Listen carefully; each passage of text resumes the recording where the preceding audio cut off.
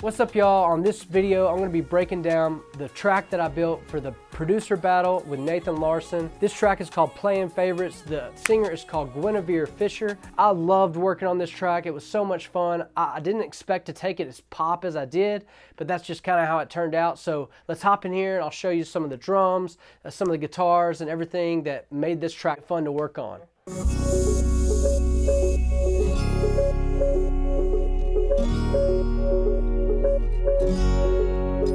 Strum Guitars. That's that bass.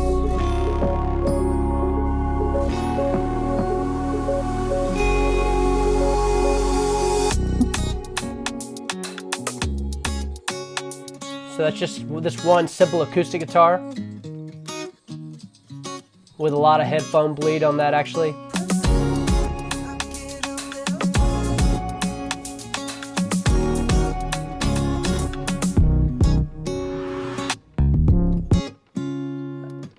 In this verse, it's just rolling that same simple mono acoustic. Then just strums on the acoustic. I had some crazy synth thing going on there too. Let's see. That's just kind of bouncing around from ear to ear on the synth there on that pre.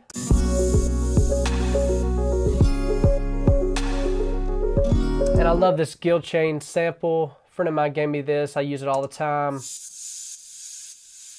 It's actually featured on One Republic song that she wrote.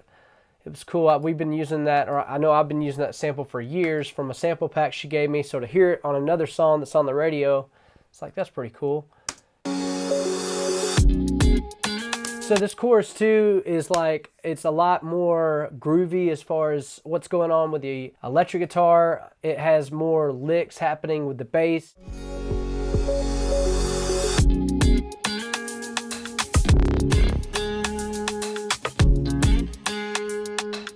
Now the drums come in.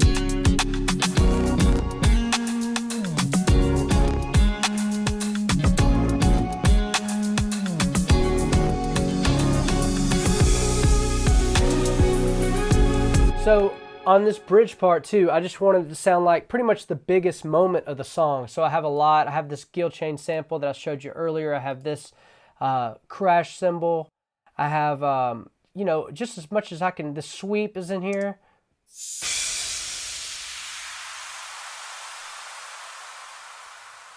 And that's the biggest moment as far as like crashes and sweeps. Actually, I should probably organize my session and drag those together. But having all these crashes here, I really feel like helps this moment. And I'll play this one more time. So listen for that as we come into this section.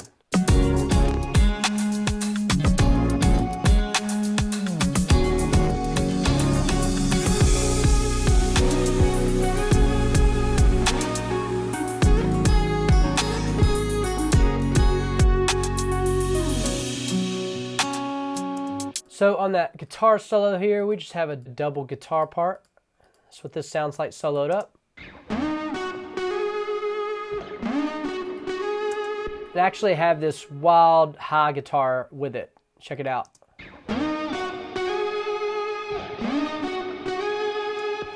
If I mute the other ones, this is how obnoxious this is.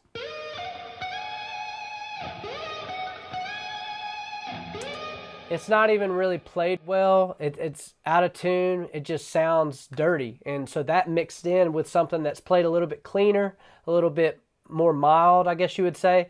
The blend between all three of these guitars is really cool. All right, so here's all three of these together one more time.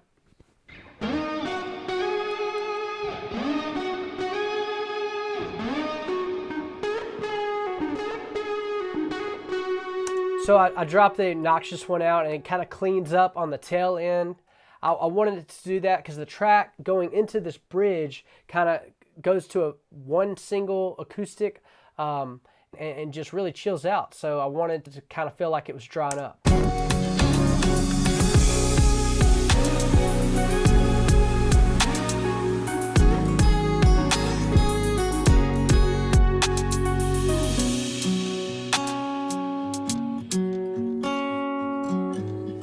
So I do this trick a lot where if I have a mono guitar, I I'll put this sample delay plug on there. I have quite a bit of delay just without it. But if you give it that delay, it just widens it out. And it fits in the mix really cool there. So that's what's going on there. Just a little compression.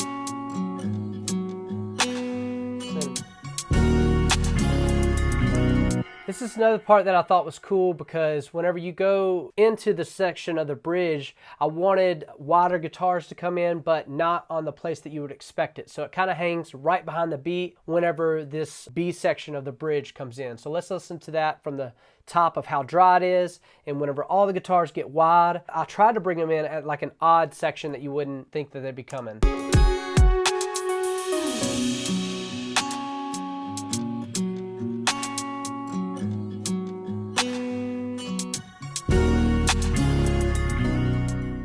Here's my two acoustics here.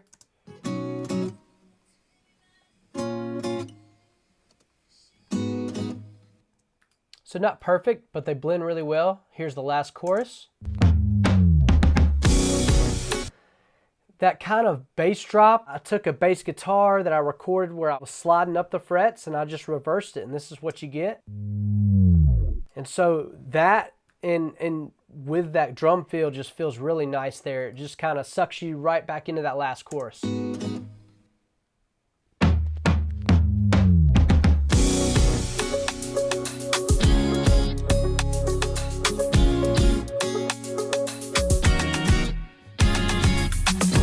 Again, another thing to note on this last feel going into this last chorus, it's like 16th notes happening on that feel. Kind of like a drum feel, like da-da-da-da, da-da-da-da. That's the only time in the whole song that it happens. So I wanted to punch a couple of different instruments there to really drive in that last moment. This is your last chorus. I also want to point out, I love that snare hit that is just right before the drop. It feels really good there. Let me see if I can find it. So this one right here, when I chopped up this loop, you can see I chopped up quite a bit here. And on the accent notes, I just doubled the track and drug this down here on the ones that I wanted a little bit louder. And that way you can kind of make those accent notes double the volume as on your regular track. So this one.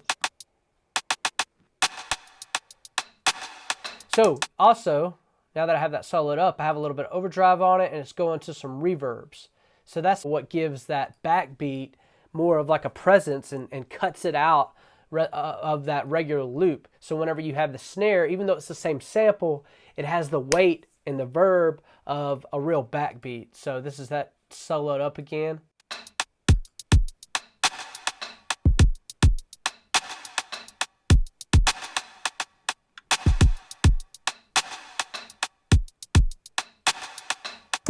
It has reverb all over, a little bit of slap delay, but in the context of the track, man, it just feels right.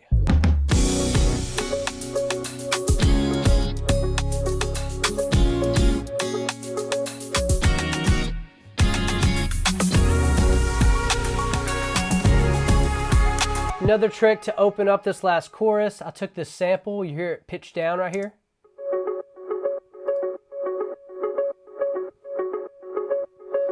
Whenever it goes to this B section of this outro, listen to it pitched up. Again, it's one of those things, it's the same part, but it hits the ear completely different whenever you put a plug in. I have the sound shifter on this by Waves. I took the semitones, I pulled them all the way up to 12, which is a whole octave above. That's how you get that difference in the way that hits the ear and the way that it makes you feel on that last chorus. It's the same part, but it just feels that much more awesome, I think. So I'll shut up and let this outro play.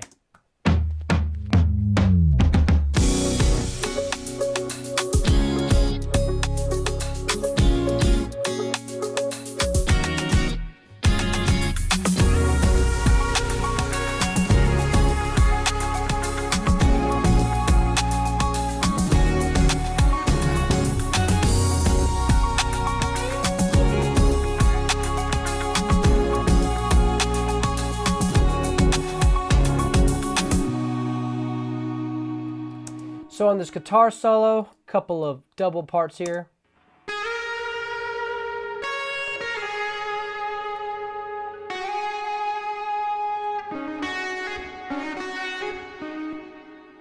So that's what that sounds like. And I like the lick, but I didn't want to hear it again, so I took the same melody, again, reusing things, and I put this violin on it.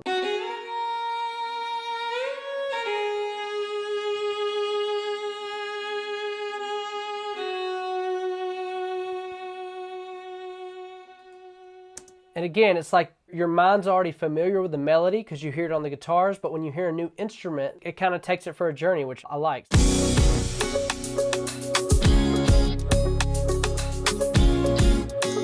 While that's playing out, I'll show you what's on my master bus here. I got this Relight plugin, which, man, it just sprinkles some magic on it. The C4 plugin, have the passive EQ also on this master bus. Has the mix polish setting on there, and then I just end it with the L2. Just about 4 dBs of this L2. This is what it looks like.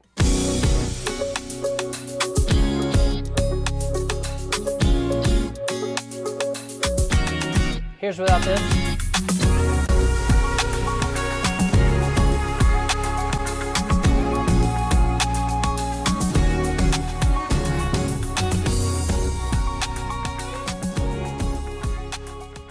I hope y'all enjoyed this video. If you do, please make sure to give me a like and a comment below. Let me know if you want to see more videos just like this, what you want me to explore in Logic, Studio One, or even Pro Tools.